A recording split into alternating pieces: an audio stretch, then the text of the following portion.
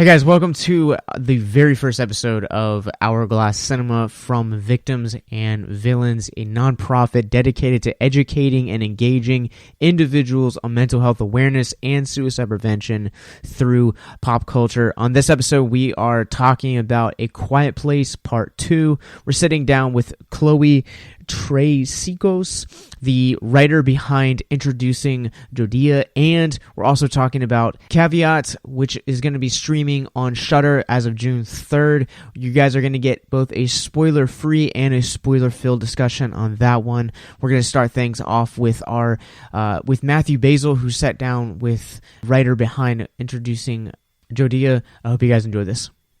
Thank you for joining us, Chloe. Thanks. Sure. Welcome. So let's just jump right in. I'm a fellow writer as well, so I certainly relate to being fellow writers here. So I know one of the things I'm always compelled to talk about is what inspired you or what compelled you to write Introducing Jodea. Well, I think it's what is probably my experiences in the film industry, just how tough it is to get anywhere, to get anyone up there to actually listen to you. That was kind of the start of it, and then also obviously the whole battle with the whole thing of the correct way to act and everything. That also was So I mean, a lot of it was based on my own experiences, which I kind of just turned into comedy. Yeah, I should mention that Chloe is also one of the stars as well of the movie, so she acts in it as well as the title or character, Jodea. Was that your first real big acting role, or have you had other acting roles as well? I've had other acting roles. I mean, this was the first one. I mean, this was kind of I mean, this is my second lead role, of an American film. The others I did mostly in Australia, but so no, it wasn't my first. Oh, sorry. So it wasn't your first time, but it was a big one for you. Yeah, because you and I believe the other actor's name was Jeff Kopich are the two main. This is Introducing Jodea is a romantic comedy, definitely set in the harsh world of Hollywood. I was actually going to ask you that if a lot of I saw, again, I went to film school, so I'm, was familiar with the industry, and I saw a lot of, jabs at it, a lot of things that, I've heard from, people I went to school with who have worked in the industry, or when I've been on set. So I was going to ask you if this was a lot of you just kind of maybe taking a bite back at Hollywood and some of your not so good experiences with it. Well, I mean, I think I mean, there's that, but in a kind of humorous way. I mean, it's all there is the whole thing of Hollywood, which which I do want to bring, which I hope comes across in the movie, which is how superficial it is, and it's all about it's not about whether someone can act or not, it's about how big a star they are. I think that's one of the lines the grand character uses at one point. And so this is kind of like poking fun of it. I mean, I have so many talented actor friends who cannot get work, but then it's just because they were just never in the right place at the right time. So but it's also it's about it's in Hollywood it's not actually about how good you are. It's about what sells. Mm-hmm. Yeah, it's unfortunate, and I definitely caught the theme in this movie that it's one thing to tell a story, but then to tell a story from the heart, tell a story that's meaningful and has connections. It's definitely a major thing to keep through in your script with that. So you said that was kind of what you were trying. You were trying to show the superficiality of Hollywood and how it could kind of turn towards more meaningful work. Right.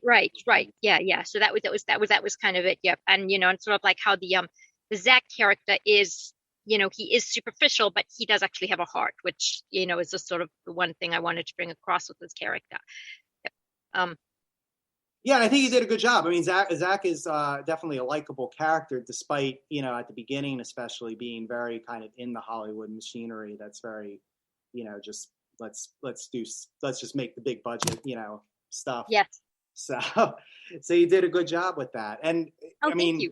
Yeah, yeah. Like I said, Zach is played by, like I said, Jeff Kopich. He's your co-star, and there's a love story in it too, which I found you kind of use the process of movie making to kind of tell a romantic story, like the rom-com formula, but kind of grafted on this movie making process. Was that intentional?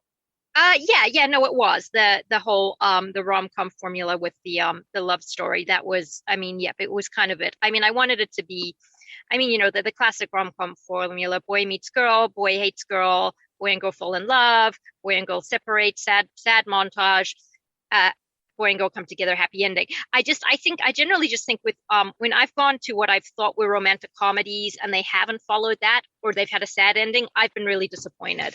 It's like, I think it's just like with rom-coms, you have your target rom-com audience, you go into a rom-com, and the whole way there you kind of are at the back of your mind, they have to get together. So that's kind of that's where I went with that. Yep. Yeah, I think it is. I'm a huge fan of rom-coms, and I think even though it's very predictable, you go expecting that. It's like some kind of cathartic, fairy tale you have to go through. Right. And you follow that formula great. And when it doesn't, you're right. I actually just recently watched a movie from China that had a romantic story, and the couple does not end up together. And I just was like so crushed by that. I think yes. It's like they have to. It's just like they absolutely, it's yep. Yeah, and so two people who go see this movie, do not worry. The two main leads do end up together happily ever after at the end, despite some obstacles that you threw at them, which was very nice to see. So what you spoke about, kind of the messages of connection and deepening storytelling. Is this what you want viewers to get out of, just to turn to stories that are deeper and kind of turn away from the superficialities of Hollywood? Or are you directing this at Hollywood in general, or are you directing it at both? What was the message? It's kind of for everyone right now. It's like, I think people need something lighthearted. And it's been doing well in the festivals, which I think is possibly timing, because I think like after the COVID year, people want to break from reality. So it's like, it's there for entertainment, but it is also there for, it's not meant to be having a dig at the film industry. It's more like so people in the film industry can just look at it and recognize the characters and have a little laugh, because it's just, but it's also, it's pretty much for everyone, because it's a boy meets girl, happy ending story. And yes, there is the deeper message in there. You see how he teaches her, but more importantly, she teaches him. And it's sort of, how both the characters grow. So it's kind of like, it is. It's like, it's got the superficial rom-com line, but, superficial rom-com structure, but there is like a stronger message in there about, like you see how Jodea stands up for herself, and she persuades him to, make movies with better roles for women, and how he's won over by that. And he ends up sort of turning away from the, like the commercial massive budget pictures, and going and making his own films that are the ones that come from the heart. Right. Yeah. Which is always where I think the best art comes from, is when it comes from the heart. Yeah, I think so. Yeah. And so as a fellow writer, I agree with that message. You brought up the pandemic. Was this movie shot during the pandemic, or? We were so lucky. We shot all of it except for one shot before the pandemic. It was amazing. And the only shot we didn't get was the limo shot with Zach standing when he goes to pick her up. And that was because on the day of the shoot, there was a mix up with the dates. The limo company mixed up the dates, and we were so pushed for time, we couldn't do it. So we were just like, oh, well, we'll pick it up later, not knowing that the next week our lives were going to go into complete lockdown. But so that was so we managed to edit the movie, thank God, all except for that one shot. And then just when lockdown started to ease up, then we got the shot. And then that was it. But I just look back and I think, wow, we were so lucky to get it in when we got it in, because had we waited any later, it would have been terrible. Yeah, so many productions were ground to a halt, when that all happened. So so that was the movie was very fortunate and blessed, by able to to get in under the wire. So you were basically just doing the editing then during the pandemic then. That's right. Yeah, that's So right. that, Yeah, which was, I'm sure, much easier. and that was easy because you don't need social distancing or anything. The editor's in a suite, and it's all good. Right. He can just lock him. He or she can just Right. Yeah. lock Yeah. themselves in the in the room and just edit the whole film. It's perfect when they have nothing else to do. Exactly. Yep. So that was very fortunate that and you said it's been doing well in festivals then? Yes, it's been doing well in festivals, and yeah, so it's yep. And then we got a nationwide release with Lamley Theaters first in June. So Great. so if you yep, so yeah, so that's, and then and then I guess after that we will go across all the internet platforms. So yeah. Okay, so that's the plan for it. That's good. Well, I wish you the best of luck with it, and hope it goes through. So, I one other question too about the movie. Now Jodea's character is very, the anti. We talked about the rom-com formula. The rom-com, he always has even when it's like supposedly a woman that's like nerdy or something like that, like you see in, you can tell she just, it's always the joke that, oh, well, she pulled her hair back in a ponytail and she, but you went to make Jodea seem like just your average woman who would be on the streets. Right. Yeah, that was it. Yeah, and that's kind of like, yeah, that how she is at the beginning. So I was very impressed with that you did that. And even the name Jodea, did that, I know the character says where it came from. Is that actually where the name came from? Or? No, actually, that's actually a friend of mine's called Jodea. Oh, okay. Because I never heard that name before. So I was. No, I know it's her parents made it up. And and it was like when I just started writing this 10 years before we shot. I happened to meet up with her and and I was thinking, wow, I actually really like your name. I think I'll give that name to my heroine. So and she was okay with it, of course. And yeah, but oh, that's great. Yeah, sure. Now our name's up in the marquee. It's on IMDb and everything. So it's great. It must feel great for her. It's great. Yeah, because like I said, I mean, it just was a unique name, so it just added to that fact that she was kind of not this cookie cutter character. Right. Absolutely. Yep. It's like, yeah. And the fact people don't get her name, they can't pronounce her name. That was all part of it, Right. Because even real actresses will change their name to, if they have a unique name, to sound, more generic a lot of times. Right. So right. Yeah. It helped underscore that theme very, very nicely. And I thought it was very interesting. Oh, thank you. Yeah. So as about writing in general, like I said, I'm a fellow writer, so I have to ask some of these questions. Just, I know, from my own personal experiences, how did it feel seeing what you wrote on page? I know you said you've written other stuff, but I mean, could you describe that process to people? How was it seeing, either specifically Introducing Jodea or just in general, seeing your writing kind of come to life? It's amazing. I mean, and I think it affected me most with the first movie I made in Australia, which was just, it was something which I was kind of really spun out. I remember my first day on set, and it made me feel very honored because I felt that people were being very respectful. They were like, okay, this is what, and I'd see, like, it had written like, a dingy sofa, and I'd seen that the production designer had gone to the trouble of getting it, and it was kind of really a really surreal, amazing feeling. But yeah. So it is a wonderful feeling seeing your work come to life, and and I mean, of course, a lot of stuff is also not how you initially envisioned it, but it's still, it ends up working, and then you end up adapting so much to the new vision, you forget what the old vision initially was. Sure. Yeah. I mean, in movies, especially, it's such a collaborative effort that you have so many people playing in. How was Introducing Jodea changed in any significant way or surprising ways from what you originally envisioned it? Not so much. I'm trying to think from the initial version. I mean, the initial, very, very first version had way more characters and was set for a much bigger, was set for a bigger budget. And then we ended up cutting back a lot of the characters and just keeping it more straightforward. But yeah, I mean, it is more or less the same story. It hasn't changed all that much yet. Oh, okay, that's good. And so this was a smaller budget production. Was that? It was a smaller budget. It was like, yep. And then like also things will change. Like Zach was initially going to be played by Judd Nelson, who had a conflict. He was in Europe on a shoot, and that got delayed, and we were on a very, very tight time frame because John, our director, was coming out from Australia. He was on a visa.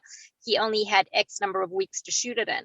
So we ended up casting Jeff, who was not, I mean, I guess you could say that's one of the things that is really different from how I saw it, because I always envisioned Zach as being kind of older and not so handsome in a more rugged way, not so handsome in the way Jeff's handsome. And so when John said, Jeff initially got cast as the boyfriend role, and John said to me, let's audition him for Zach. And I was reluctant to do that because I had this vision in my mind of what Zach was, and Jeff just came across as too innocent. But I thought he played it really well. He just gave it a different feel to what but so it was, he was great. But yeah, out of the things that I saw differently, the one was him. but but he was amazing. He didn't disappoint. Yep. Yeah, no, he did a nice job with it, and there is, I could see actually from now that you mentioned that the Zach Kowalski character would seem like he would be more grizzled, from the Hollywood. That was how I wrote him, and so It was like, and it was just, it was kind of, but yeah, so like we did stuff like we made Jeff grow a beard just to give him more sort of badass more look, looking, but yeah, so we did stuff like that, but yeah. Yeah, I mean, he still works, but I could see where that would be the initial vision, because Zach's supposed to be this director who's just, this big shot, like, Hollywood director that's just been. He's bitter and twisted and, so cynical. Yeah. Oh, yeah, no, okay, so that's interesting. Yeah, it's funny, like I said, when you go into a collaborative thing, like, a theater production or movie production, how much, things change because there are so many people and there are so much. There's so much going on and so many balls up in the air that it's very easy for one to shift everything else out. Yeah, for sure. And that's always what I tell writers. It's like, and forget production. It's even like the script you start off with, it's going to be different by the time it's finished in the edit suite, because there's one way you shoot it in production and then the edit's a whole nother story. Stuff changes there too. So it's, it's just, it's just the way it is. Right. But you said that Introducing Jodea, was fairly close to what you envisioned from the initial. Fairly close to what I envisioned, yes. Well, that's fortunate. Yeah, because it does change a lot. Have there been productions that you've written that, you wrote one thing and you see like almost a completely different product at the end? No, I'm kind of, it's one of the things I kind of come on board as producer as well. Especially if I'm going to be in it, which is, I guess a bit of a control thing with me. But, and I mean, I think, I'm sure stories of writers who've had their scripts quote unquote murdered. By, so it's kind of, that's one of the things. So I do kind of like come in with certain elements in place. And I mean, also I trust the directors who I work with. Like John is an old friend. He's directed me before. I trust him, with any of my projects. And I'm also like, having said that, I'm not one of these crazy controlling writers. Don't think that. It's like, I mean, I let the director do their job, but there are always certain scenes that I am pedantic about. Like, I always, like with John, who knows me so well, I just have to sit down with him before and say, look, you know what, you're the director, this is your vision. I trust you, but I just want to get this shot here and I want to get that. And they were and he's really good like that. So like with me, the two things the one thing I was insistent on was I wanted the rich and poor of LA to be seen very clearly. Mm-hmm. And I think we do that pretty well, because that was one of the things that also inspired me to write this, is seeing the huge difference between poor and rich in LA. It's kind of disturbing. And that was one of the things that I insisted on. And John, as I said, I trust the guy with my life. So it was all good. And I know trust is actually one of the major themes, is the big scene about trust between you and Zach. Yes. So very fitting. Yes. Well, that was the funny things. Like those are actual games that you play in acting school, which I sucked at. I sucked at the trust game. But I always stopped running before I got near the wall. And the other one that we used to play, which I forbade John from bringing into it because it would just be terrible, was you had to stand on the chair with your back to the acting class, and then you'd have to fall back and trust they were going to catch you. I could never do that. But yeah, so we had but that running towards the wall one I thought was a funny one we could bring in, and and it was something which I never managed to nail that one. I always freaked out at the last minute. But you see, it looked like you nailed it in the movie. So, oh yeah, exactly. No, I know exactly. I knew they were going to cut if they wouldn't. But yeah, so that was that's good. It came across as convincing. But yeah, but that was just one of the I do. I mean, I guess I probably I guess that was one of the things. And one of the battles with Jodea has to face is the fact she doesn't trust, and and that's one of the things that Zach has to deal with. Was there a scene in Introducing Jodea where you were? Well, I'll throw it either one. You can do both or either. Or was there a scene where you were very, like I said, very guarded about, like wanted to very much guard when Introducing Jodea? Or was there a scene where you kind of trusted, like you said, the director and the other actors to, I mean, I think with Jodea, with John, it's like, John's like, as I said, he's such a good friend. I trust him. I didn't really feel guarded or about my scenes, because he kind of, we were on the same page. He knew what I wanted. I knew that he knew that. But yeah, I mean, you mean guarded, like protective of, like pretty, like you wanted to make sure it was done right. Yes, I mean, I think the one ironically was the limo scene with when that's the first time, which is like your classic rom-com romantic moments. And then and John kept, and and then of course things got frantic when of course the lockdown happened. We couldn't get the shot of Zach, and John kept saying to me, look, we might just have to cut that shot altogether. And I was like, no way. But I eventually did have to resign myself to the fact that, okay, if we cut the shot, it's not going to really change the storyline, but it will be really disappointing, because I think it's a very sweet moment. But yeah, that was probably the one I was very that I really wanted. That was my rom-com girl in me coming out. Yep. Well, it's good that you got it in. So at least you were able to eventually get it in. Yes. Yeah. So you got your wish. So we're here, Victims and Villains, we're, about emotional health and mental health. So as a writer, an actress, what does that creative process, has that, had any kind of healing effect for you, or do you feel like it's, helped you in any way? Oh yeah, I think creative people are very, very lucky. I mean, like yourself, writers, artists, musicians, I think it's really good that we can have that place we can go to. I mean, especially like in times such as lockdown. I did a lot of writing during that time. I think it definitely helps. And also, like, you can also turn it into a humor situation, like I did with Jodea, with bad experiences in the film industry. Like, I mean, a number of times I've had, it's like a number of times you've had meetings with agents and stuff, and it hasn't gone well.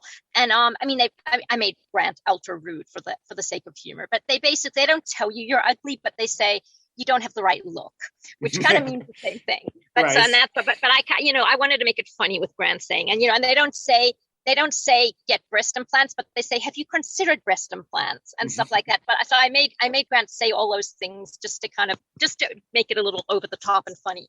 So it's kind of like, you sort of turn the bad experiences you've had into something good, which I think is what creative people do. It's like, you hear music from people, musicians and composers when they were going through a bad period in their life, and the music's incredible.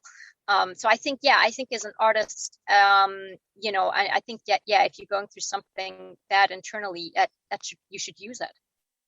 So you use those creative modes to turn your pain into something beautiful. Right, into something positive. And also, I mean, not necessarily pain. It's also when you're going through a positive time and something inspires you. I mean, anything, just turn it into creative works. Yeah. Yeah. No, I agree. I mean, I definitely use my writing for that, so I can definitely attest to that. It's been a huge help, especially like I said over the past year, where I think I would have been climbing the walls if I wasn't a writer. Whereabouts are you based? I'm in New Jersey. Oh, yes. Okay, cool. So, yep. East Coast. I love the East Coast. Thank you. Yeah, I haven't spent too much time out in where you are. I know you're out in LA, right? I'm assuming. Yes. So, yeah. I was actually only out there for the first time a couple of years ago. So, but I did think, like you mentioned, I having been out there recently, when I watched the film, I was like, this does have a very LA feel beyond just what you see in the movies as the glamour stuff, like just the actual city, outside of the Hollywood, glamour and the mansions and the Malibu, we all see those kind of things. It's like in movies and television. But yeah, when like the shop that she works at, the cafe, I was like, yeah, that's very like, I feel like I passed that cafe like a dozen times when I was out there. Right. It's like, well, it's very like, it's the it's like the dream of LA and the reality of LA. Yeah. You know. But yeah, it's no, I'm glad you feel that. We actually the cafe is actually just outside LA, because a lot of the locations we couldn't use LA because they are so crazy expensive. Mm-hmm. So we had some amazing people, like the people who owned the office building let us use their building for nothing, which was fantastic, because that was what we needed with the view over the city. It just looks incredible. And then but then like for the cafe scenes, that was actually Santa Clarita, but it does look like LA, and I'm really glad that it has the LA vibe to it. But yeah, it was just Yeah, like I said, I mean, obviously, I've only, like I said, I haven't spent that much time in LA, once or twice. But yeah, at least to my recollection of when I was out there a couple of years ago, it seemed very familiar. So, I'm glad. I'm really glad. Yeah. So maybe someone who, like I said, lives there would be able to pick it out a little bit more. But no. But to a local maybe. But to someone who just has visited, like I said, it definitely seems authentic. Oh no, I'm glad. I'm really glad. Yep, that's awesome.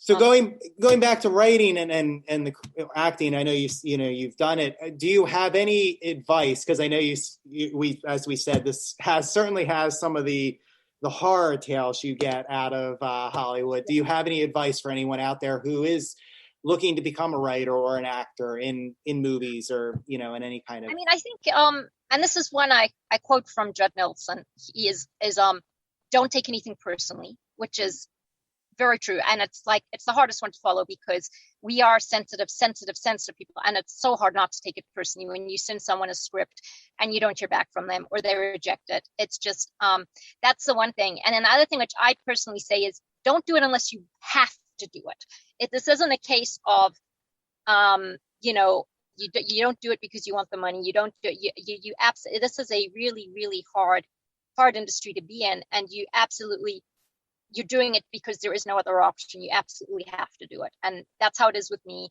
I mean, my dad gave up on me becoming a lawyer. And so a far cry from, he tried really hard to get me to be a lawyer. But it just was never going to happen, because I have to do this. There's no other option.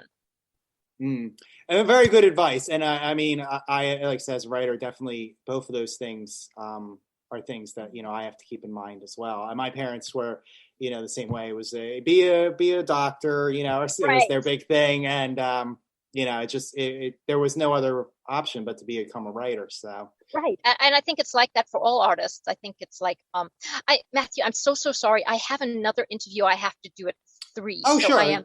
Anything essential you want to? We'll wrap it up. Well, I thank you, Chloe, for talking with us and giving us insights. And I wish you the best of luck with Introducing Jodea. Thank you so much, and really appreciate it. And thank you so much. Take care. Matt, thank you so much for that interview. You guys can check out Chloe's movie, Introducing Jodea, beginning June 4th, wherever you guys do your VOD and digital services. It's also going to be in a select handful of theaters also as well. We'll provide links in the descriptions below. But let's talk about A Quiet Place Part 2. And just have to let you guys know that if you guys have not seen A Quiet Place from 2018, mild spoilers are ahead for the end of that film. A Quiet Place Part 2 picks up from its predecessor. The movie follows the Abbott family on a journey for help and supplies following the events of the original 2018 movie. As the film develops, characters slowly start to drift apart, and the majority of the film follows Reagan, played by Millicent Simmonds, on a journey with Cillian-Murphy to broadcast the alien-killing signal on a larger scale. I have to start off with Simmons in this role. She is given much more of an emotional range and ability to demonstrate her acting chops on this one. This is one of the things that I really found myself really liking about A Quiet Place 2 is there's a different kind of intimacy, but there's also strength for a lot of the side characters that we saw in A Quiet Place 2018. Millicent is actually just able to really just run wild and really bring a deeply emotional core to this film, and she is by far one of the biggest highlights that this film has to offer, without a doubt.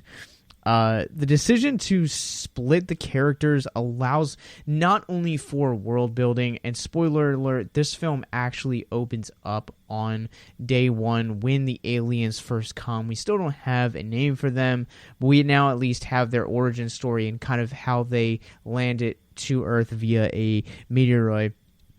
But also, with allowing the characters to split up, it also establishes higher emotional stakes. The pacing of this film is just as excellent as the first film, even if it does tend to follow the formula of its predecessor at times.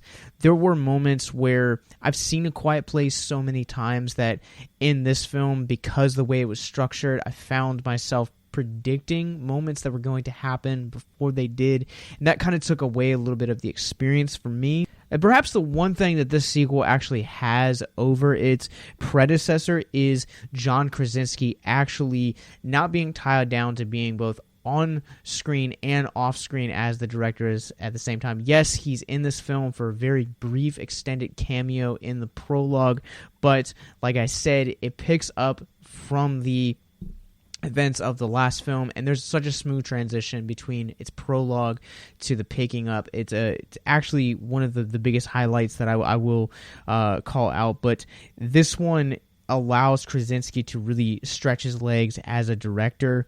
And as a director, he does a marvelous job at building the tension through his vision for this world, through giving viewers the classic jump scare from time to time, but he really is able to weave tension and emotion so incredibly well, and I'm so excited to see what he's going to do next.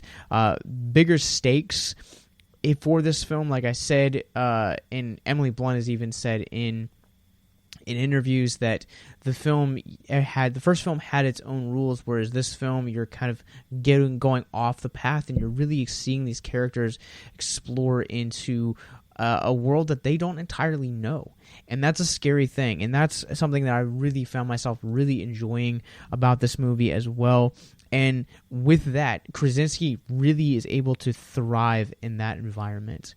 I'm going to say A Quiet Place Part 2 deepens the lore and tension in a worthy sequel, and I'm actually going to give it a 4 out of 5 on our Rorschach rating scale. We probably will, at some point in the later future, do a full-length episode on this one, but I will recommend, if you need more Quiet Place, please go check out our friends over at Feel and Film podcast. They did a great episode on this, and now we're going to jump into both spoiler-free and spoiler-filled discussion on A Caveat, which is an Irish film that is going to be streaming to Shudder beginning June 3rd. Hope you guys enjoy.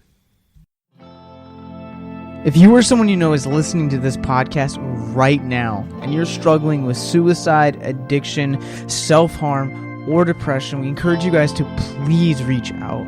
This is the heartbeat of why we do what we do. Suicide is currently the 10th leading cause of death in the United States, and as of this recording, there are 132 suicides that take place each and every day on American soil. And when you scale back internationally, there are 800,000 successful suicides. That is one death roughly every 40 seconds. So if you or someone you know is struggling, you guys can go to victimsandvillains.net/hope. That resource is going to be right in the description wherever you guys are currently listening or streaming this. There you'll find resources that include the National Suicide Lifeline, which is 1-800-273-8255. You can also text HELP to 741-741. We also have a plethora of other resources, including churches, getting connected with counselors, LGBT resources like the Trevor Project, and also veteran hotline as well. Please, if you hear nothing else in the show, understand that you listening to this right now, have value and worth. We get it. Suicide, depression, mental health, these are hard topics, and the stigma around them doesn't make it any easier. But please consider the resources right in the descriptions below wherever you guys are listening, because once again, you have value and you have worth. So please stay with us. Mark, how would you describe Caveat? So I think it falls into the category of the slow burn kind of movie. It's a guy is called in to basically house sit, and there's a girl in the house who has some mental issues and kind of crazy and stuff. And once he gets there, they start kind of, as they get him in place to house sit, start throwing more things at him. And one of which being he has to wear a harness that is chained in a certain room, and he can only get to certain places and go a certain distance in the house, and he has to wear it the whole time he's there. And it's just a progression of the story, finding out about him and his background and what's actually happened in this house and things the girl has seen, and I believe it was her uncle that hired him to begin with. Yeah, he has strange ties to the job that we kind of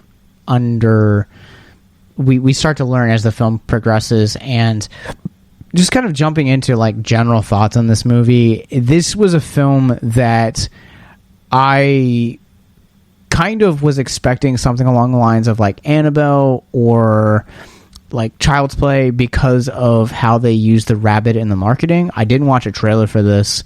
I just was really intrigued by the rat, the little bunny that plays the drums. And yeah, as the film progresses, like the film opens up on that, and then it progresses into this story.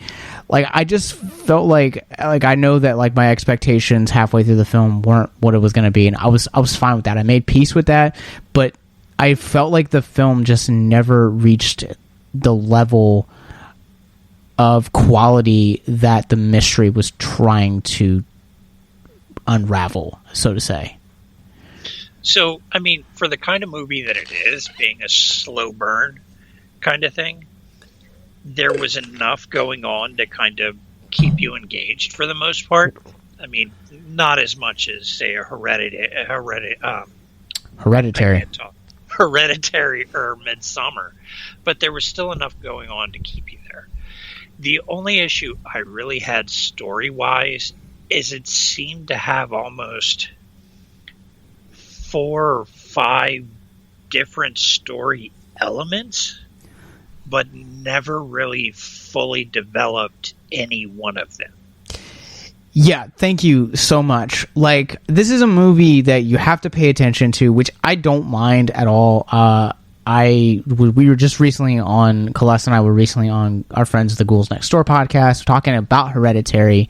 And Hereditary is one of those movies that you watch and there's so many clues that you pick up along the way, and every time that you watch it, like, you're learning constantly something new or picking up something new. Like Promising Young Woman was that way for me last year. So like I don't have an issue with films that are going to make the viewer pay attention. Like those do not bother me whatsoever. Having said that, there are snippets of timelines that you watch throughout the course of this, and it got to a point by the third act that this film, I kind of like texted you a question. I'm like, when is this film? Like because you get to the third act and it's just like we're kind of like seeing the mystery unravel, and then it's like, okay, so we're just jumping back and forth now. So you had like Christopher Nolan did Memento. Everything in the movie takes place in reverse order. The way this kind of panned out, you had the base story of what's going on right now, but you had the flashbacks doing almost the same kind of thing that Memento did in a reverse kind of order in the flashbacks, till you finally figure out that the main character essentially is, I guess, has amnesia almost, and it starts coming back to him while he's there. Well, with that, let's jump into a little bit of a spoiler talk about this movie. I really enjoyed the premise, And then when it was revealed that it's like, oh, well, he has amnesia, like, this is the reason why that, you know, he has all these ties, that they kind of explained the photograph that's hinted throughout the film. I was like, okay, like, I can get behind this. And then for some reason it just, I don't know, like, it just lost me in that third act. Like, it fell apart for me. Like, it had such a good lore going for it, with the toxicity between the father and the mother, and you know, the mother trapping the father down in the basement because he was claustrophobic, making him wear the harness. And, you know, there's a point in the film where they're kind of explaining the dynamic that the mother and father had in this. And in that dynamic, they had, she would wear the key to the harness. She forced him into the harness because of his claustrophobia, and she would wear the key around it. And it's revealed that she died in the house and, like, still has the key around it. Everyone else thought she was missing. Great twist. But at the same time, like, I feel like they never, like, that was kind of the height of my interest for this movie. Like, I really felt for Isaac. I have to say that workplace toxicity, me and you both know, is no joke. And him fighting the uncle, I was like, bro, I'm right there with it. For those of you guys that the harness that we're describing is a leather vest that basically has 1, 2, possibly 3 like metal like locks that fasten on the front, and then it has a chain that, like Mark said, really limits your mobility around the home. And apparently that was like the caveat of the job, was that he had to take that position and wear that uniform. But man, like, that was probably one of the most uncomfortable scenes, and, like, I sided with him the entire time. So they did have, like I said, there was multiple storylines touched at, but nothing really fully developed. And one of the ones that, if they had gone with it and just fully committed, was the paranormal side of it. They had the little bunny that would start beating on his drum when he was in the presence of something bad, or when the niece was in the presence of a spirit or whatever. That, combined with how creepy the mother looked, and I have seen a ton of horror and rarely see anything creepy, but the way they did the makeup for that corpse, and the way they would have it kind of show up here and there, you'd see the face or the hand, and in some scenes it was tied to that bunny. If they had gone with the base story of him being the house sitter, locked in this thing, something messed up happened in the house, and made it a paranormal movie, oh, it would have been fantastic. But they never developed any one of the storylines all the way. They had an excellent, very creepy design with the mother's corpse, and it would have been great. Yeah, I completely agree with the paranormal side. I think that, especially with the film's prologue, this film definitely could have benefited from leaning into that paranormal side. I think that both you and I are really huge fans of that genre, and I honestly thought that that's kind of what I was expecting, but I was like, all right, you know, slow burn. Like, The Witch is a great example of, you know, that slow burn that has that paranormal twist to it at the end, and that's kind of what I kept feeling like was going to happen. The character designs for the mother and the just the production design on this, with the harness and the kind of like the middle of nowhere, like the vibe that this film has setting wise is really terrific. I think this film just really fails from a lot of what you're talking about, and it's just having so much multiple storylines that you're not really ever they're never really developed. So you never really kind of, like, for me, I found this film kind of hard to follow at times. And I'm traditionally, and don't ever have that problem. Like Tenet last year, everyone was like, how did you understand this movie? And I'm like, I watched it and I just paid attention. Same with Memento. Like Christopher Nolan just has a way of really, engaging you and engrossing you into that world and making you as a viewer follow stuff, and then on subsequent rewatches still learning new things. Like that's been my experience with Tenet. I've seen it 4 or 5 times now, and that's constantly my experience, is just learning new things with that film. And Caveat, I felt like, just was trying to be that ambitious in its storytelling, but never really rose to the event. Yeah, it could have been a decent, like, murder mystery. It could have been a decent paranoia flick. It could have been a really good paranormal flick. But instead, they decided to try to throw it all together in one and never do any of them any real justice. And the house and the island that it's on almost came across like its own character, with the way it was designed and how it looked. It almost played into the movie as its own character, because it's almost like they're hanging out in an abandoned house that somebody's just squatting in because of the condition of the house. Yeah, it kind of reminded me, that the house did, at least, and kind of like the way that they set the story up. It kind of reminded me of The Lighthouse a little bit, in the way that it began and kind of started off its story. I'd really agree with, your ideology of you saying that the house felt like another character, because this cast is very intimate. I think at its most you have 3 main players, and then you have like 2 minor players. So it's a very small cast. How did you feel about the acting in this movie? For me, I felt like I really was never like enthralled and like impressed with being like, man, like this performance is just wow.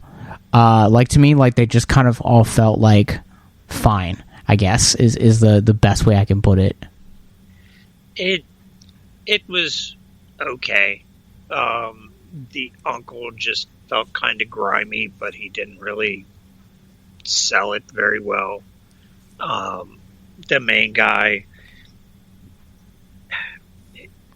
he kind of did okay at being concerned with everything, but the way the script was done, it was just kind of like, well, okay, I guess I'll go along with it. And the niece, out of all of them, I think she did the worst job. She felt flat for the way they said she was. She just felt flat as a character. I mean, to her credit, she spends the majority of the movie with very little lines that she does in the fetal position, and doesn't really ever move from there, except for some reason the third act, like her character suddenly just gets all the strength to hunt Isaac. Like that was something that I was like, this just doesn't feel in line with this character. Like, what are we doing here? She just kind of, I don't know. I think a lot of it had to do with the way the story was written and the way her character was written.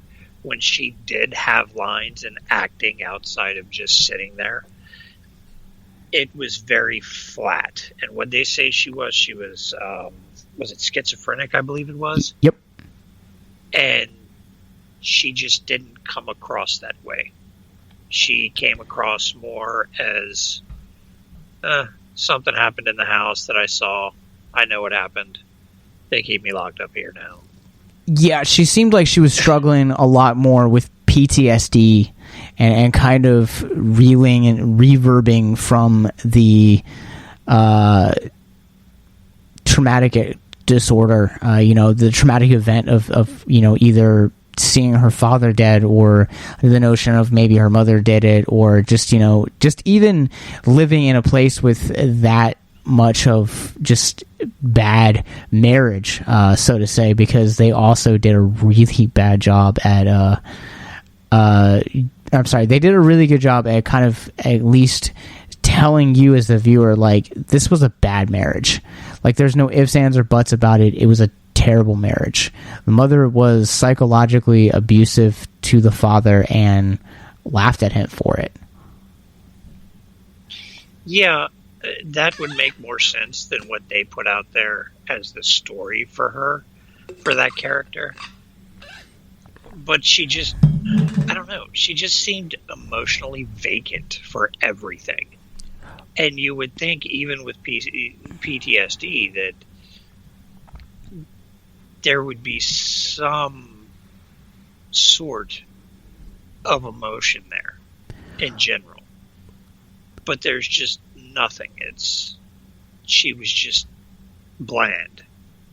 Well, so neither one of us are counselors. We're not qualified at all in the mental health field.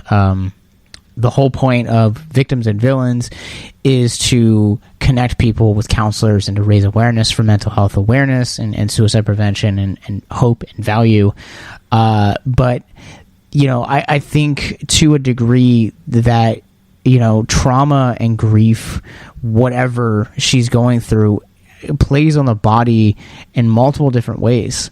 So to an extent, like, you know, the flight or flight response, you know, she could have gone through a lot of traumatic events prior to her father, or even to just the chaos of her parents' marriage.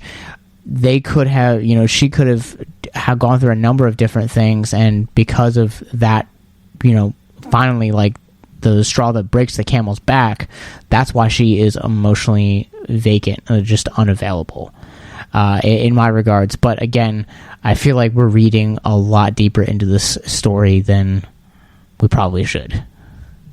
Yeah, I think it goes back to they tried to do too many things and didn't commit to any one of them. And I think that's kind of what makes it fall apart. Yeah, I feel like Caveat's storytelling, I can best describe this. So recently, the Paramount Plus released the reboot of Rugrats, and there's a scene where Phil and Lil take mud and just splash it on a plate, and it just goes everywhere.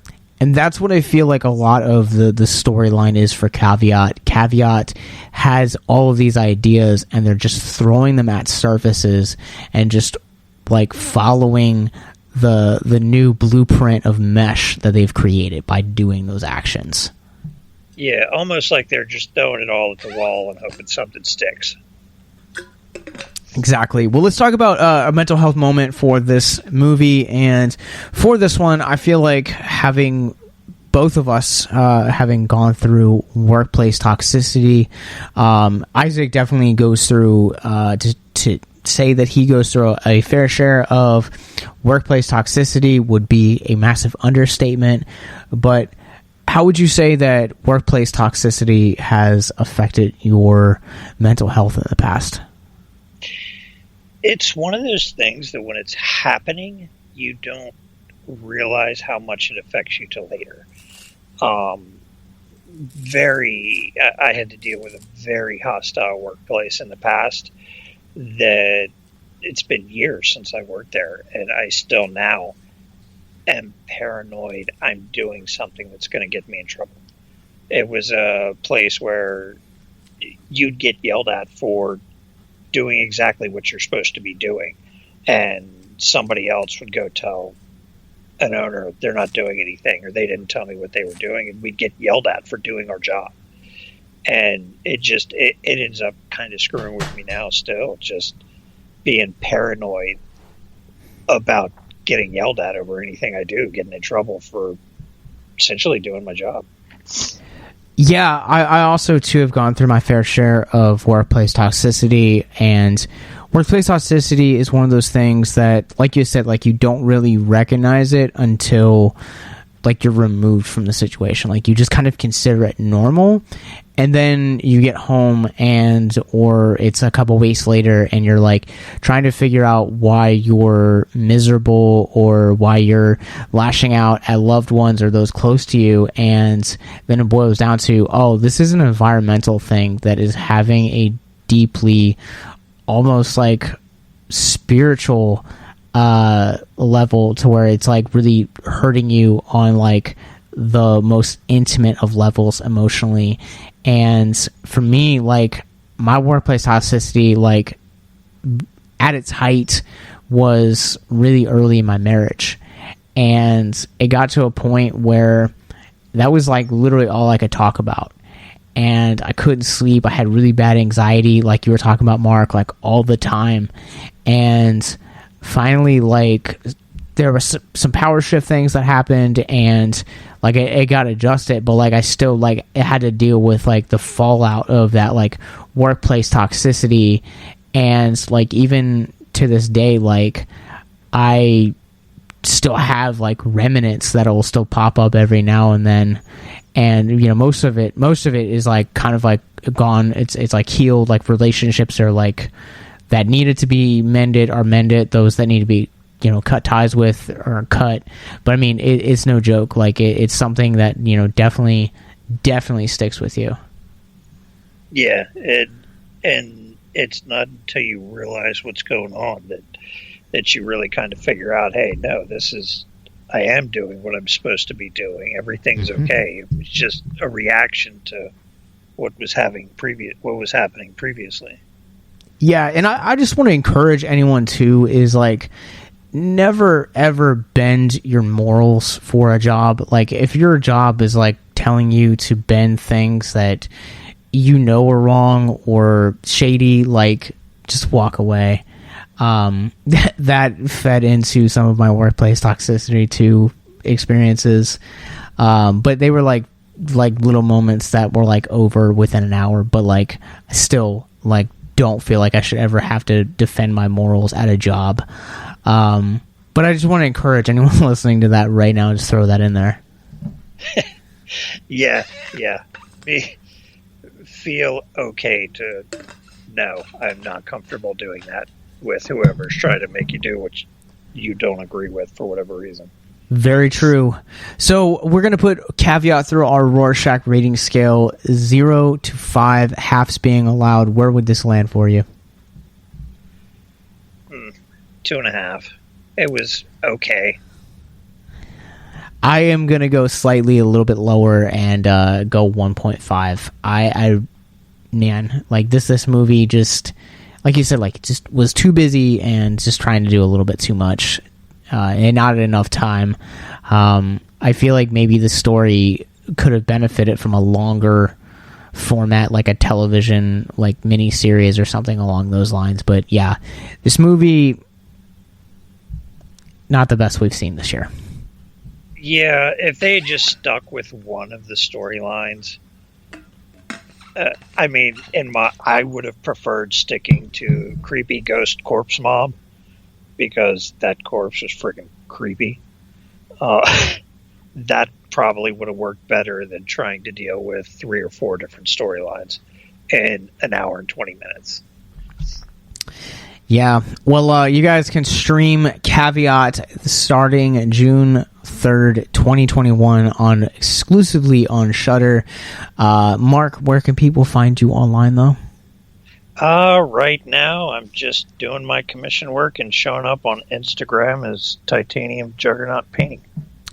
And you guys can follow me on Instagram and Letterboxd at Captain Nostalgia. You guys can follow us everywhere at Victims and Villains. We're on Facebook, Instagram, Twitter, Twitch, YouTube, and wherever you guys get your podcasts from. Or go to victimsandvillains.net/hope, where you guys can get resources, check out our mental health resource library, past episodes of our spinoffs, much like the one you're currently listening to, and all of the social media links as well. And if you guys would want to support us, go to patreon.com/victims and villains /victims and villains, where all of that money goes towards helping our mental health resources get into places like schools and conventions as well.